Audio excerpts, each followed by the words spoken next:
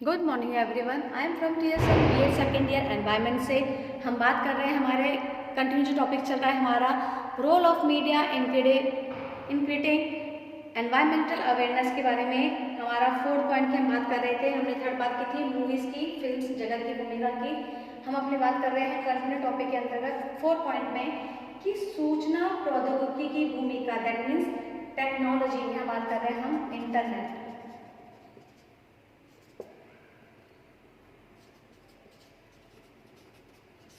सूचना प्रौद्योगिकी की भूमिका। इंटरनेट का जन्म कब हुआ था? 15 अगस्त 1995 को हुआ था। तब से लेकर के उपयोगकर्ता की संख्या में निरंतर, इंटरनेट ऐसा है टेक्नोलॉजी कि जिसमें निरंतर वृद्धि हो रही है। पर्यावरण के अंतर्गत मैनेजमेंट के स्कोप में, मैनेजमेंट के क्षेत्र में इंटरनेट का उपयोग विश्वव्यापी, मतलब ये एक लार्ज स्केल के ऊपर, एक वर्ल्ड वाइड लेवल के स्केल पर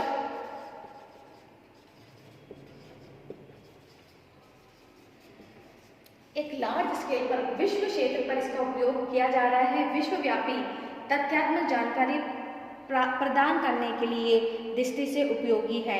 इसके अंतर्गत पर्यावरण के विविध पक्षों की जानकारी, आंकड़े, इंटरनेट पे क्या रहता है, इजीली, नेट पर क्या है, इजीली हम गिव एंड टेक कर सकते हैं। आंकड़ों का हम आदान प्रदान कर सकते हैं। हम ये कम समय में पता लगा सकते हैं कि किस देश के कौन कौन से आंकड़े किसको लेकर के हैं। पर्यावरण अनुसंधान, नियोजन, प्रबंधन में इससे प्राप्त जानकारी अत्यंत उपयोगी सिद्ध हुई है। सूचना प्रौद्योगिकी का एक नया उदाहरण मल्टीमीडिया भी है, जिसके अंतर्गत क्या आता है, लिखने की, सुनने की, देखने की, डायमेंशन, ट्राइमेंशनल, ग्राफिक, एनिमेशन, कई चीज़ों का समावेश करके हम एनवायरनमेंट के क्षेत्र में क्या है, एक बहुत बड़ा कदम उठा सकते हैं, जिसमें हम क्या कर सकते हैं, एक अवेयरनेस को लेकर के कि हम पर्टिकुलर इन सब के माध्यमों को शामिल करके, इन सभी माध्यमों से हम अपने विश्वव्यापी पर्यावरण के लिए क्या कर सकते हैं, बहुत बड़ा कदम उठा सकते हैं। उसको कंजर्व करने के लिए, रीजनरेट करने के लिए, सतत विकास के क्षेत्र में इसका उद्देश्य लोगों को एक नियंत्रित ढंग से जानकारी के लिए कर सकते हैं, शिक्षा के लिए कर सकते हैं, मनोरंजन के माध्यम से, मनोरंजन देते हुए हमें ये सारी शिक्षाएं व्यक्ति से व्यक्ति तक, समुदाय से समुदाय, देश, राष्ट्र, अंतर्राष्ट्रीय तक पहुंचाने का हम काम कर सकते हैं इंटरनेट के जरिए से। इसके माध्यम से जैव विविधता एवं वन्य जीवन पर जानकारी मनोरंजन के साथ साथ में दे रहे हैं या दे सकते हैं और दी जा रही है। और इन सब का माध्यम से ये लाभ होता है कि यदि वास्तविक दृश्यों पर फिल्म बनाई जाए तो लागत कई गुना आती है, जबकि मल्टीमीडिया से कार्य क्या हो जाते हैं, बहुत ही सस्ते सरल तरीके से संपन्न हो सकते हैं। इंटरनेट वो माध्यम है जिससे हम कोई सी भी नॉलेज कभी भी ले सकते हैं, किसी भी क्षेत्र में ले सकते हैं और किसी भी क्षेत्र में दे सकते हैं। तो मल्टीमीडिया के अंतर्गत जो मैंने बताया कि जितने भी ग्राफिक है, एनिमेशन है, डायमेंशन, ट्राइमेंशन, इन सबको काम में लेते हुए हम अपने जो नॉलेज है उसको इंटरेस्टिंग बनाकर बहुत ईजीली हम पब्लिक तक ये ज्ञान क्या कर सकते हैं, डिस्ट्रीब्यूट कर सकते हैं। और पब्लिक भी बहुत ही इजीली इसको क्या कर सकती है, गेन कर सकती है, क्योंकि सूचना प्रौद्योगिकी ऐसी चीज़ है आजकल के हर व्यक्ति उसको लेने के लिए तत्पर है। इसके माध्यम से हम बात करते हैं हमारे जो कि हमारा क्या है, परंपरागत माध्यम। सबसे ओल्ड जो वो है हमारा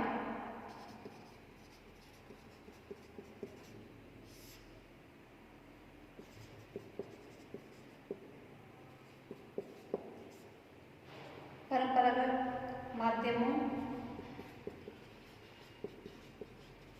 की भूमिका की बात कर रहे हैं यहाँ पर कि जितने भी कल्चर्स टाइप के अंदर जो पुराने चले आ रहे हैं, हम उनकी बात कर रहे हैं कि इसके अंतर्गत क्या आ जाता है। पहले के ज़माने में जब टीवी मीडिया नहीं थी, उस समय लोग बाग किस तरह से अपने विचारों का आदान प्रदान करते थे, उस किस तरह पर्यावरण के प्रति अपने सजग रहते थे या कार्य करते थे। हाँ, क्या होता था, लोकगीत के माध्यम से नृत्य, मंचन हो रहा है, किसी चीज़ की प्रतियोगिता का किया जाना, लोकगीतों का किया जाना, संगीतों का, नृत्यों का, नौटंकियों का, नुक्कड़ नाटकों का, मंचन का मंच बनाना, ये क्या है, हमारे पुराने समय से चले आ रहे हैं वो माध्यम है जिनके द्वारा हम अपनी बात को ईजीली किसी तक पहुंचा सकते हैं। और ये वो माध्यम है जिनके द्वारा एक अशिक्षित व्यक्ति भी क्या है, अपनी बात को जो हम कहना चाह रहे हैं, चाहे वो ग्रामीण हो, चाहे आदिवासी क्षेत्र हो, चाहे कितना अशिक्षित हो, मगर इन माध्यमों से हम अपनी बात को आराम से उन तक रख सकते हैं और बहुत ही आसानी से वह इन चीज़ों को समझ भी सकते हैं। इनके माध्यम से हम ग्रामीण जीवन के जन जन की सामाजिक सांस्कृतिक अभिव्यक्ति होती है, बल्कि ये माध्यम पर्यावरण के संरक्षण, पर्यावरण की चेतना प्रचार में भी सहायक होते हैं। जैसे मैंने बताया आपको, जितने भी लोकगीत हैं, लोक संगीत हैं, नृत्य है, नौटंकी है, कठपुतली है, पपेट शो है, जितने भी नुक्कड़ नाटक होते हैं, मंचन होते हैं, लोक संगीत होता है और कोई सा भी प्रतियोगिता कह सकते हैं, ये वो सब माध्यम है जिनके द्वारा हम अपनी बात को ईजिली जन जन तक माध्यम तक पहुंचा सकते हैं। ये माध्यम श्रोताओं तक सीधा संपर्क करने का माध्यम है, जिसके माध्यम से पर्यावरण की सूचना, संदेश को हम बहुत ही प्रभावी ढंग से संप्रेषित कर सकते हैं, संप्रेषित की जा सकती हैं। इनका उपयोग नगरों की अपेक्षा गाँवों में ईजिली किया जाता है, क्योंकि ये क्या है, परंपरागत माध्यम लोक संस्कृति और अभिव्यक्ति में सशक्त माध्यम होते हैं। पर्यावरण संरक्षण के प्रति समय समय पर किए गए प्रयासों के फलस्वरूप पिछले वर्षों में भारत में कई सारे आंदोलन हुए हैं, जिनके अंतर्गत मीडिया ने इन आंदोलनों को व्यापक स्थान दिया है, उसको जन जन तक पहुंचाया है, जन जन तक बताया है कि इनके उद्देश्य क्या हैं, उनको जनता को बताना, जनता से अवगत कराना। उनको क्या है, ये आंदोलन थे, जैसे हम बात करें चिपको आंदोलन, नर्मदा बचाओ आंदोलन, टिहरी बांध आंदोलन, मूक घाटी आंदोलन, भोपाल की गैस त्रासदी का आंदोलन हुआ था, विष्णु प्रयाग बांध, भोपाल के अंदर गैस की जो त्रासदी हुई थी उसको जन जन तक पहुंचाया था कि किस तरह से प्रकृति को नुकसान हो सकता है। चिली का आंदोलन, पानी बचाओ आंदोलन और दिल्ली वायु प्रदूषण आंदोलन कि दिल्ली में जितनी सारी फैक्ट्री लगी हुई है उनसे कितनी नुकसान हो रहा है, उस प्रदूषण से आम इंसान का आज सांस लेना मुश्किल हो रही है और आने वाले टाइम में हो सकता है कि मांग पर जो हम ऑक्सीजन ले रहे हैं वो प्योर ना बचे। तो मीडिया को यह बात ध्यान में रखनी होगी कि वे अपनी बात समाज के किस वर्ग को किस माध्यम से के जरिए से पहुंचा रहे हैं। उन्हें जहां पर्यावरण संरक्षण के लिए बनाए गए नियमों की अवहेलना करने वाली घटनाओं को सामने लाना उनकी जिम्मेदारी है, वहीं क्या है, उनका निवारण, उनका समस्या का समाधान होना भी अनिवार्य है। वही जो संस्थाएं पर्यावरण संरक्षण के लिए अच्छा काम कर रही हैं, उनके कार्यों का उजागर करना भी जरूरी है। मीडिया का ये रोल भी है कि भाई जो ये कार्य पर्यावरण के लिए जो संस्थाएं काम कर रही हैं उनको सामने लाया जाए, ताकि दूसरी संस्थाएं भी क्या है, बढ़ चढ़ के हिस्सा लें। यह निर्विवाद सत्य है कि कानून, उपदेश और दबाव की तुलना में मीडिया पर्यावरण संबंधी जन चेतना जगाने की दृष्टि में काफ़ी कारगर सिद्ध होती है। ये वो मीडिया है, मीडिया वो रोल है जिससे माध्यम से हम अपनी कोई सी भी बात हम एक आम इंसान तक पहुंचा सकते हैं और इजीली उसको समझ में आ सकती है। तो media, the role of media in creating environmental awareness में आज इतना ही हमने जाना कि हम किन के माध्यम से अपने पब्लिक को अवेयर कर सकते हैं, जागरूक कर सकते हैं, सजग कर सकते हैं, तत्पर कर सकते हैं कि पर्यावरण को बचाया जा सके।